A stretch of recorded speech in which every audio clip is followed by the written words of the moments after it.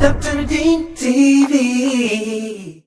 Assalamualaikum, this is Dr. Deen's Real Talk. We're going to talk to young Muslims about how they're finding the lockdown, social media, phone use, families, food, junk food, sleeping, oversleeping, everything. So here's Awais, and I'm going to ask him some questions about how it feels to be a young Muslim in the lockdown. So Awais, how are you finding the lockdown, habits, pressure, mental health, stress, phone use and all that? So just go ahead and tell us what it's like. Yeah, so from the beginning, the lockdown, I mean, it was just a bit weird because we're not used to that kind of routine for not having no uni, no college, nothing. So it was a bit weird to have that, and then we're sleeping late because we know there's nothing to do the next day, and then we're waking up like 2 o'clock. And then food as well, like, because we're either on PlayStation or phone, like we're not eating much, we're getting distracted because of that. But there's also a lot of good resources like Iman Channel, and a lot of people are doing free online classes, so there's a lot of that as well to keep busy. I guess that's a lot, and then obviously people having a lot of screen time because they're on their phone a lot. So it's just a bit weird, and then some people, they just can't handle it, and they just end up going out with their friends and stuff. Obviously they're not supposed to, but I know a lot of people, they're still going out to this day. Yeah. So would you say, because a lot of youth are already addicted to their phones, and a lot of adults are as well. Yeah. I know we always saying the youth are, but even parents are.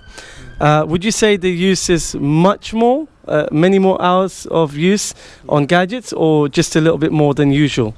No, it's a lot more, because normally during the day you've got uni, school, college, but now people are on their phone or PlayStation. Some people are up to like 12 hours a day mostly. Wow. So that's a lot of hours to be on your phone. Okay. So I got a mum messaged me, and she said that her son is in lockdown, obviously, but he doesn't come out of his room for like 15 hours a day. The only time he opens his door is to get food. To get food. Yeah. So that's the only time he comes out. So do you know any of your friends in that, and what do you think? Is it a worry about the mental state, the mental health, and is this going to affect people's mental health, do you think? If it goes on, let's say, for another 6 weeks or 2 months, 3 months, how will it impact young Muslims and just young people in general? Yeah, doing that 15 hours and only coming out for food, that's normal now, but it's not a good thing to do, because obviously it will mess up your mind, because the screen time is a lot, it will hurt your brain, and then coming out of that you'd have bad eyesight, and then you'll be used to that screen time, and then the phone and the PlayStation and stuff. It's just not healthy for you in that way.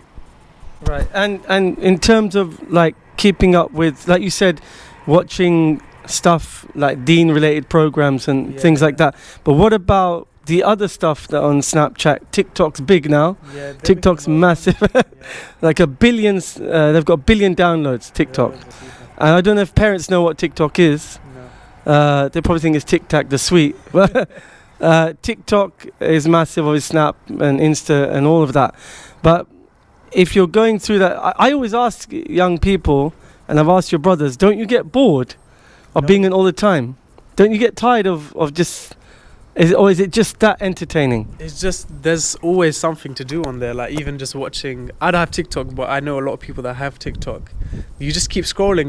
There's endless videos on there. People, it's just a remake of the same video. People do their own version of it. Okay. And just dancing and stuff. But it's just endless. That's why there's no end to it. That's why you don't get bored of these kind of things. And obviously the attention engineers at Silicon Valley design it for you to be addicted to it. So that they're experts at keeping us hooked on it, giving you dopamine hits all the time just to keep you on it. But what do you think is a way to keep healthy at this time? I know I was pushing you, your dad's pushing you about healthy food, but what do you think?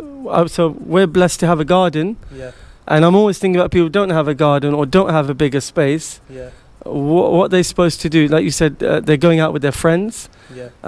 Because they're just getting really tired of being in it all the time. You can go to the park and exercise. You used to go to the gym all the time. So what are you doing now with the gyms shut? Even now, like, you don't have to stay unproductive. You can be doing workouts at home. You can just do push-ups, pull-ups, or whatever you can do at home. Just move around in your house.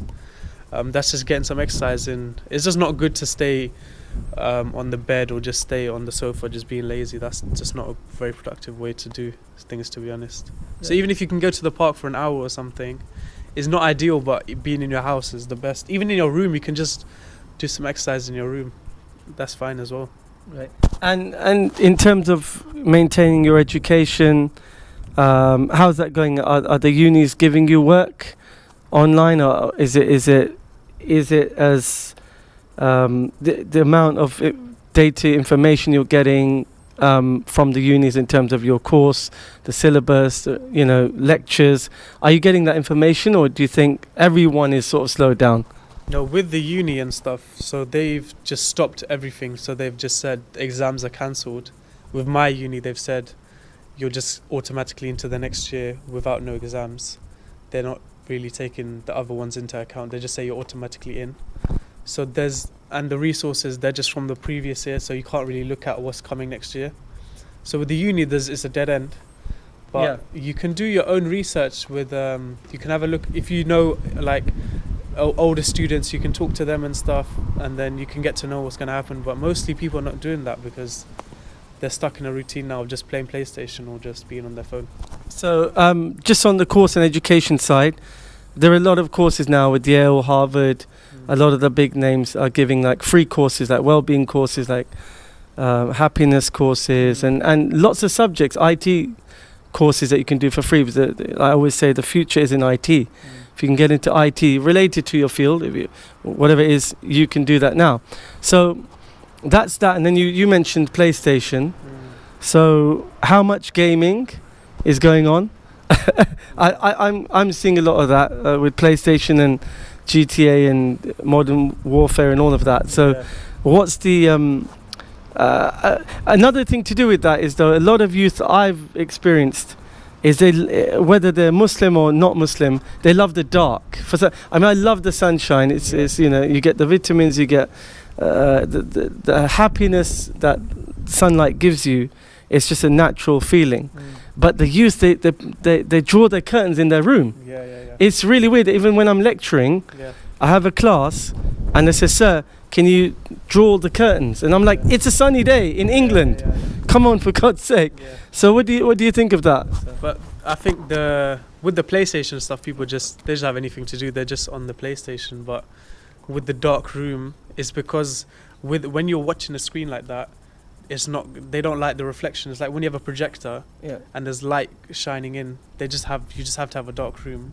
It's the same sort of thing. So you just have to be cuddled up in a blanket or something, just watching the screen, playing PlayStation. So it's like being in a cave almost. Yeah, basically, And watching Netflix and stuff, that's been a big thing. Like So they call Netflix the new Hollywood. It's taken over Hollywood. It's like it's the thing. So Netflix has got a lot of good content and a lot of really bad content, So what have you been watching, and what are the youth watching in Netflix that maybe you talk about with your friends or on social media? Yeah, so there's a lot of stuff to watch on Netflix. You can obviously go into the documentaries, you can watch the TV series and stuff as well. I've been watching Money Heist, which is a TV Money show. Heist, There's also the Ertugrul, which is a big one. There's a lot of episodes for that. It's just like nearly endless, so you can watch that as well. There's also a lot of documentaries. You can get into that as well and just educate yourself, to be honest. Great. I find I always push people to watch documentaries, and then you make your own mind up just to build that critical thinking skill. But not a lot of youth watch documentaries because there's so much entertainment out there. Coming to Money Heist, it's a great storyline, but it's also very filthy and shameless and violent. But everything now in terms of like media and films is a hero is somebody who can rob a bank or rob something or murder someone. It's like anything negative is pushed as something to be revered and be a fan of, even if you look at Ocean's 11, all these films, they're about crime, murder, even Fast and Furious is about driving like a maniac, stealing cars and driving like a maniac, and then going down that route. And I've seen people that have personally that I've heard of through my network of youth work that have tried to replicate Fast and Furious and drive like them in the real world and have had accidents. Yeah. Some have even passed away or been seriously injured because they emulate that into the real world and ends up in a disaster because you might think you want to be that hero, but they are role models. The Fast and Furious is a role model. Yeah. And so that's where it's sort of going in terms of like a lack of role models because the media is pushing these ideas. Is there anything you want to wrap up with to give anyone advice on how to get through this and stay healthy mentally and physically? I think mainly just make sure you're sleeping at a good time so you have a good amount of hours in the day to do stuff. Have a good breakfast, keep a good diet. At least exercise during the day as well. You can get some exercise. And don't just stay in your room. You can keep the curtains open. And there's a lot of resources out there, not just Islamically. You can also, like you said, Harvard and Yale, they're doing online courses which are free. You can learn about those things. And also, Iman Channel's got 2 months free subscription. You can go and just watch these kind of things as well. Okay, great. Thank you very much. Don't forget to subscribe to Dr. Dean's Real Talk Business. Is all about the real world, no more theory. I've had enough theory for a long time, but really solving issues that Muslims are facing today, right now. Any questions for any new videos you'd like, please leave them in the comment section and we'll see you at the next video. Subscribe. Assalamu alaikum. Okay. Great, man. Well done. Dr. Dean TV.